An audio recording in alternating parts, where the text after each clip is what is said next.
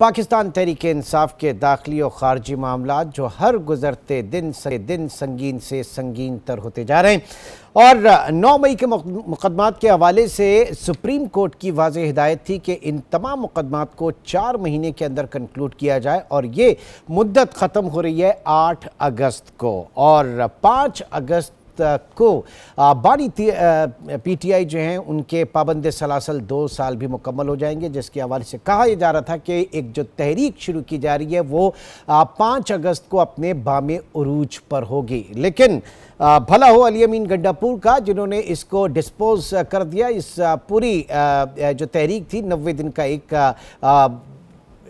कह लें कि प्लान देकर, जिसके ऊपर बड़े सवाल या निशान उठ रहे हैं। तो पार्टी के अंदर हो क्या रहा है, जिन्हें रिलीफ मिल रहा है उनको शकूक व शुबहात की नज़र से देखा जा रहा है और क्या रिलीफ पाने वाले उनका कोई सियासी मुस्तकबिल है, क्या वो कोई सियासी किरदार अदा कर पाएंगे, इसके ऊपर मैं बात करूंगा। हमारे साथ इस वक्त मौजूद है नासिर बेग चुगताई, सीनियर सहाफ़ी तजज़ियाकार। सर बहुत शुक्रिया आपके वक्त का। मुझे ऐसा लगता है कि नेटफ्लिक्स की तरह ना सीज़न बाद जो है वो आते हैं 3-3, 4-4 महीने बाद जो है मीडिया के ऊपर अपीयरेंस देते हैं। सर देखिए, मैं अर्ज़ कर रहा था कि मैंने 3 महीने पहले जहाँ पर प्रोग्राम करना छोड़ा था उस दिन भी वही टॉपिक था जो आज हम डिस्कस कर रहे हैं मुख्तलिफ चैनल्स के ऊपर। वही टॉपिक है, वही सूरत हाल है और ये सूरत हाल आज की नहीं है सुल्तान, ये सूरत हाल बरसों से इस मुल्क के अंदर है। हम ठहरे हुए हैं, हमारे चलने में रुकावट है, हम पीछे जा रहे हैं, हम आगे नहीं बढ़ने पा रहे। तो यही वजह है कि मैं नेटफ्लिक्स की तरह सीज़न पर आता हूँ। ओके, चलें। मैं चाहूँगा कि बड़ी शानदार एंट्री आपकी इस मरतबा इस सीज़न में। ये बताइएगा, ये जो बात की जा रही है कि हर गुजरते दिन तहरीक इंसाफ के लिए जो पेचीदगियाँ हैं, जो मसाइल हैं, वो और ज़्यादा संगीन तर होते जा रहे हैं। 4 महीने के अंदर कंक्लूड करना था ये ट्रायल कोर्ट्स को और फिर हमने देखा कि लाहौर और उसके साथ साथ सरगोधा की जो ट्रायल कोर्ट्स है वहाँ से बड़े सख्त किस्म के फ़ैसले आए और पार्टी रहनुमा 10-10 साल की उनको कैद। क्या इंडिकेशन है, क्या आगे होने जा रहा है? अब मैं ये तो नहीं कह सकता कि पीटीआई की गलतियां हैं या पीटीआई ने पॉलिटिकली खेल नहीं खेला या पीटीआई ने अपनी तहरीक नहीं बनाया या पीटीआई में बहुत से अख्तलाफात थे। मैं सिर्फ इतना कहूँगा कि आने वाला वक्त ज़्यादा बुरा है। ज़्यादा बुरा यूँ है कि फैसलाबाद की जो कोर्ट है, रिश्तेदारी कोर्ट, उसका भी फैसला आने वाला है। फिर यकीनी तौर पर खान साहब के भी फैसले आएंगे और इससे पहले तोशाखाना का एक फ़ैसला आना है जिसकी समाअत आज होनी थी, लेकिन क्योंकि वकील अंदर नहीं गए, उनके एक वकील को बुलाया गया था कि आप आ जाएंगे, लेकिन उन्होंने कहा नहीं, हम सब जाएंगे। तो हम सब जाएंगे ख़ानदान समेत। तो वो क्योंकि वकील नहीं पहुंच पाया अंदर तो समाअत नहीं हो पाई। ये जो तरीक़ा है वकीलों का वकालत का, ये मैंने कभी नहीं देखा पूरी ज़िंदगी में। मैंने बड़े बड़े केस देखे, मैंने भुट्टो साहब का केस देखा है वो एज ए इंटर्न, मैंने जाम साकी का केस देखा है फ़ौजी अदालत में, और बेनज़ीर भुट्टो के केस देखे, ज़रदारी के केस देखे। वकील को जाने, अगर एक वकील भी है तो अपना काम दिखा सकता है, लाओ लश्कर की ज़रूरत नहीं होती। लेकिन ट्रायल फेयर होना चाहिए, ट्रायल नज़र आए कि फेयर हो रहा है। अगर वो कहते हैं, अलीमा खान कहती हैं कि ट्रायल फेयर नहीं है, तो ये अदालत की जिम्मेदारी है कि इस बात को क्लियर करे कि वो ट्रायल फेयर कर रही है। अगर इनको ट्रायल फेयर ना होने का खदशा है तो ये हाई कोर्ट जा सकते हैं। ठीक, हाई कोर्ट जा सकते हैं, वहाँ पहले भी गए इस्लामाबाद हाई कोर्ट ये लोग। ठीक है, और जाहिर है कि उससे ऊपर तो फिर सुप्रीम कोर्ट है, तमाम कोर्ट ऑफ लॉ, और इस वक्त पूरी की पूरी पार्टी जो है वो आप कह लें कि मारूफ तरीन जो वकला हैं वो उसे सर्व कर रहे हैं। ये मुझे बताइए सर, जो मच अवेटेड फैज़ हमीद साहब का जो कोर्ट मार्शल है उसके हवाले से बड़ा इंतज़ार है लोगों को, लेकिन कुछ सुनाई नहीं दे रहा वहाँ से। अब देखिए, चकवाल में सैलाब आया हुआ है, आप उससे बात कर रहे हैं फैज़ हमीद की। चकवाल में बड़ा ख़तरनाक सैलाब था और चकवाल तकरीबन बह गया था। लेकिन अब बात है फैज़ हमीद साहब की, कोई बाहर नहीं आ पा रही है। कहते ही हैं कि संगीन जुर्म है, और क्या संगीन जुर्म है इसका भी अंदाजा नहीं। अफवाहें हैं कि हालात ख़राब किए, अफवाहें हैं कि बगावत की कोशिश की, अफवाहें हैं कि विद इन रैंक्स बगावत की कोशिश की। ये सब अफवाहें, खबरें नहीं हैं। तो अगर ये सब कुछ है तो यकीनी तौर पर बड़ा संगीन केस है, और ज़ाहिर है फील्ड कोर्ट मार्शल है, तो ये संगीनी तो इसकी और बढ़ जाती है। और देखते हैं क्या होता है। जाहिर है कि उसका सबको इंतजार है।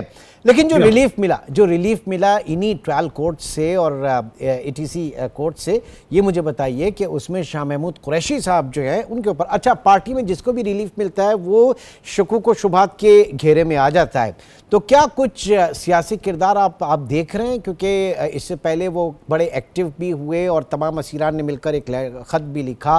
गो के खान साहब उससे मुत्तफ़िक नहीं थे, या पार्टी पॉलिसी जो है वो उससे मुत्तफ़िक नहीं थी।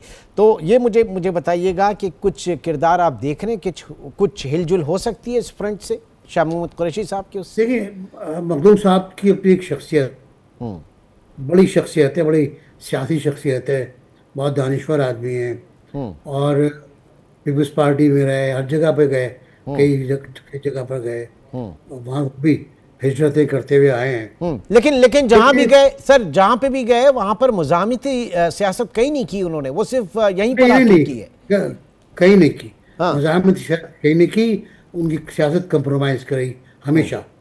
और वही सूरत हाल परवेज़ इलाही चौधरी की भी है।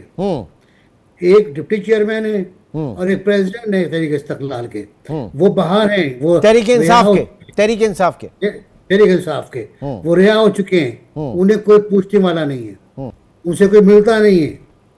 एक बात जहाँ तक मिलने की मुझे बात याद आती है और दुख होता है मुझे कि जो लोग पार्टी के बानी लोग हैं, फाउंडर्स, नॉट अली गौहर हो या सलमान अकबर, इस टाइप के लोग नहीं, यास्मीन राशिद हैं और अब्दुल रशीद साहब हैं, या जो लोग साबिक गवर्नर हैं जिन्हें सजाएं हुई हैं, इनसे कौन कौन मिलने गया था जेल में, किन वकीलों ने इनकी वकालत की थी, क्या हमें कभी कोई खबर मिली इनके बारे में कि इनसे कोई जेल मिलने गया, इनसे कोई कोर्ट मिलने गया? मेरे ख्याल है इनको बुरी तरह इग्नोर किया गया था। लेकिन ये इनका बड़ापन है कि ये अभी तक कायम है अपनी जगह पर, ये अपनी जगह पर कायम है, ये इनकारी हैं हथियार डालने से। इनका ख़त बहुत अच्छा था, जो उन्होंने लिखा था, बहुत सुलझी हुई बातें थी। अब उन्हें कोई ना माने तो वो अलग बात है।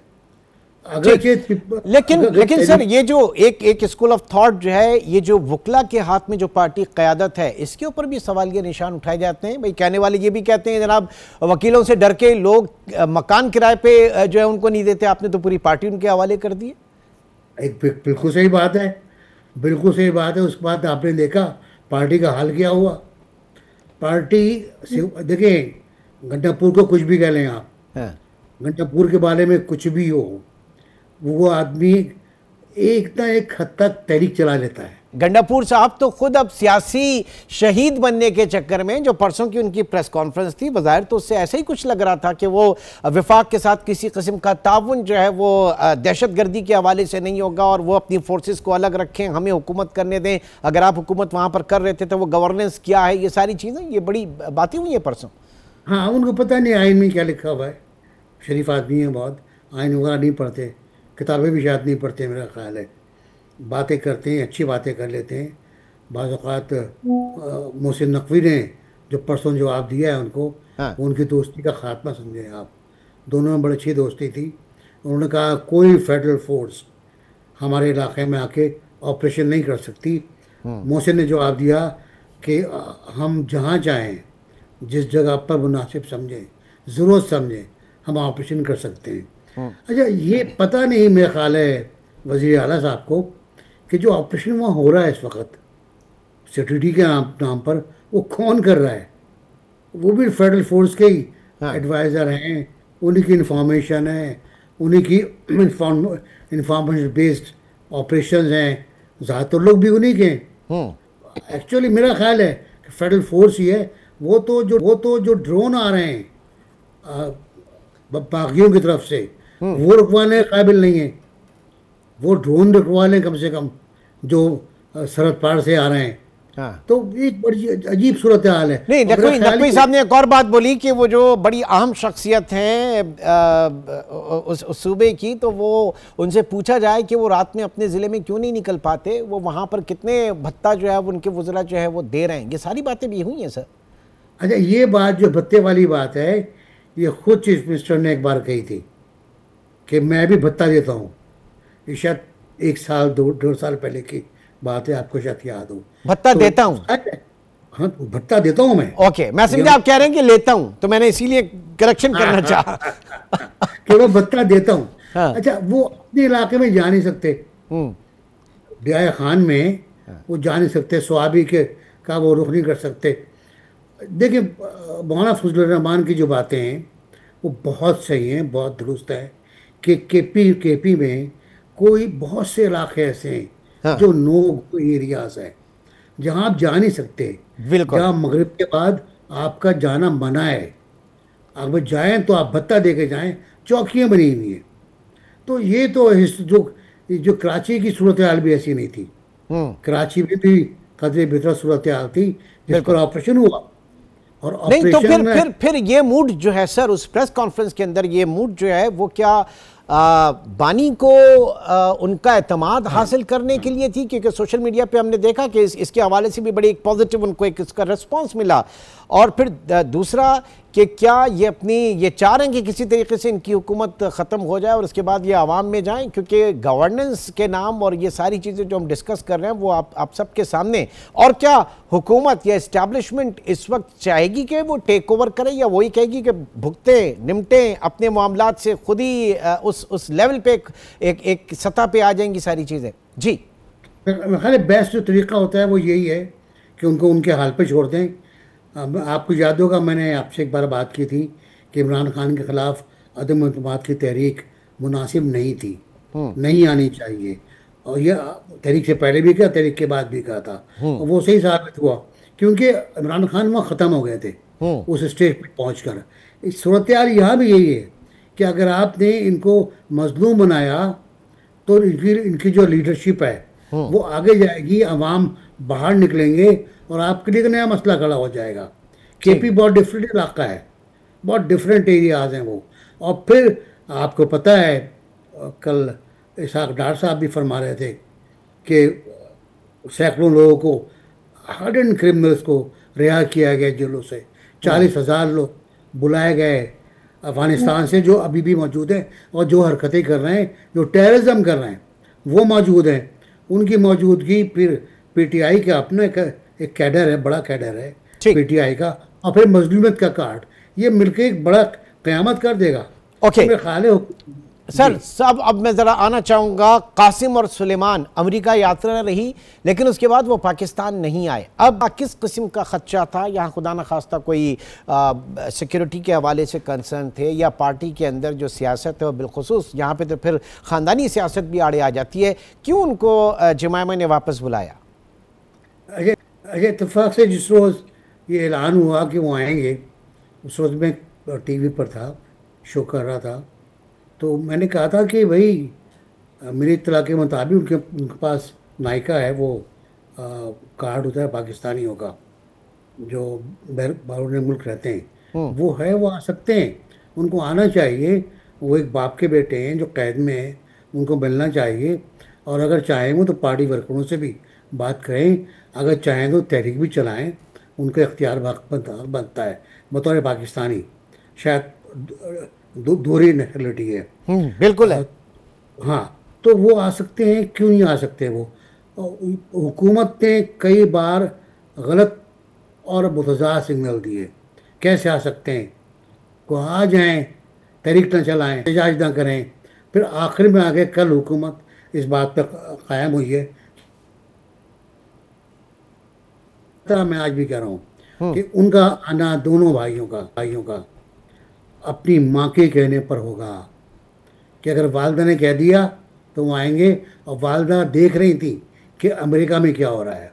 अब मैं वहाँ जा रहा हूँ जहाँ आपने मुझसे सवाल पूछा था जी। अमेरिका में मुलाकातें किससे हुई उनकी?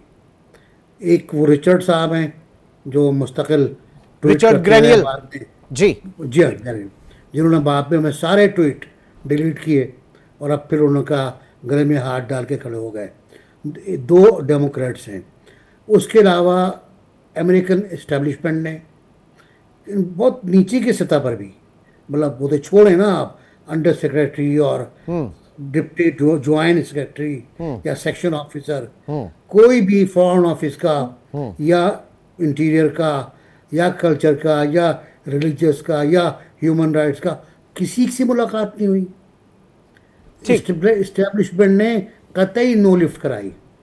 और ये एक उनके लिए जाहिर है, मैं होता उनकी जगह, आप होते तो शर्मिंदगी होती ना, कि देखें ठीक हम है। तो बड़ी तवक्कुआत लेकर आए थे, लोगों ठीक। ने हमसे कहा था।